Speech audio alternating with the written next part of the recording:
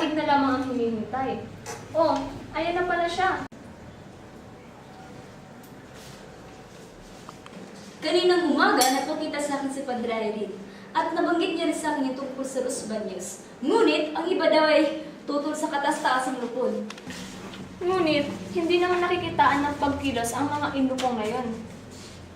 Ang aking sinabi kay Padre Irene, si Don Custodio daw ang magsasangguni sa mga desisyon na iyon. Paano kung ang masasagawang desisyon ay laman sa atin?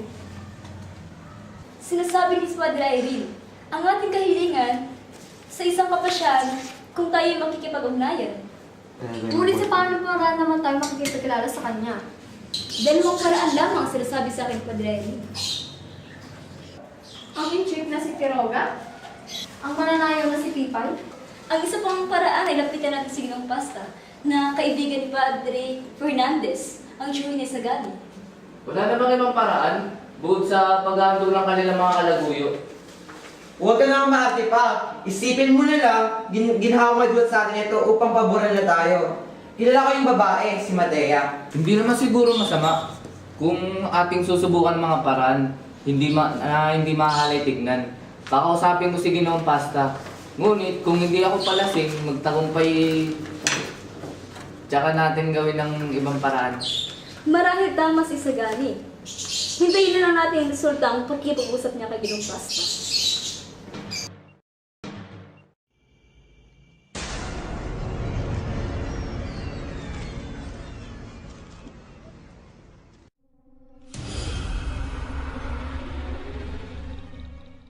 Ito'y lupain ng mga panukala. Magpatuloy kayo sa gani.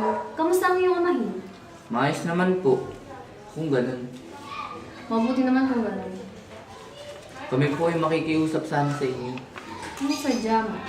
Naparito ho ako para makiusap po sa inyo na mamagitan sa aming panig kung sakaling sumangguni sa inyo si Don Custodio. Kayo po ay lubos namin pinagkakatiwalaan. Ayoko magngayalam sa iyong ganyan. Usapin. Totoong nangungusa ako sa pag-ibig ng lupain, sinilangan at ang mahalaga ng pag-ulag. Ngunit, hindi ganun kadaling simulan. Masyadong maselan ang aking kalagayan. Kailangan ko pag-ingatan sa aking mga ari-arian. Hindi po namin ninanais na mamalagi kayo sa gipitan at alanganin. Kahit kakaunti lamang po ang aking nalalaman sa mga batas at mga pagpapasya. Sa atin, makiisa sa mga adikain ng pamahalaan at sikaping siya'y mailunsad. Mabuti ang bawat layunin namin ay iisa lamang, sadyang magkakaiba lang ang pamamaraan. Kahanga-hanga yung kaisabutan. Ngunit, ipag-umanhin mo, ako hindi pa rin pumapayag. Lagi sa aking sinasabi ng aking amain, naalalahanin ko ang iba bago ang sarili. Ito'y hindi para sa akin sarili, kundi para sa iba. Hindi mo alam ang lahat ng sinasabi. Kapag nagkaroon na ako ng ibang katulad sa inyo at lumingin sa aking nakaraan at nakita na ang mga nag-away ko'y para sa sarili lamang at hindi sabayang nagbigay sa akin ng lahat. Kapag nagkaganyan, ang puting buhok ko'y nagsisilbing tinik at sa halip na matuwa, mahihiya ako. Mawalang galong na po. Mauuna na ako. Kawawang binata, kung lahat sana'y nag-isip kagaya niya.